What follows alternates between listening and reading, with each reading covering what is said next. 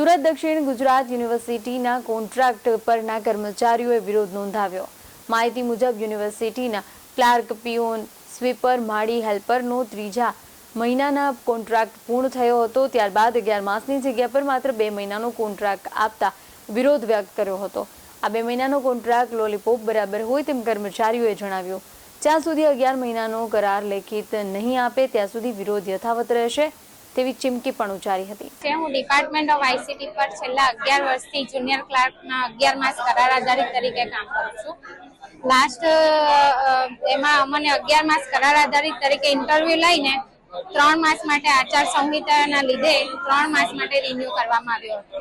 ત્યારબાદ પણ અમને કહેવામાં આવ્યું હતું, બાહેધરી આપવામાં આવી હતી કે અમને હવે પછી 11 માસ માટે કરવામાં આવશે, પરંતુ ત્યાર પછી પણ 2 માસ માટે જ કેમ રિન્યુ કરવામાં આવ્યો એ અમારી ખાસ મૂંઝવણ છે અને એ 11 માસ ક્યારે કરશે એ અમારે જાણવું હતું। BS9 TV ન્યૂઝ સાથે પરેશ રાઠોડ, સુરત।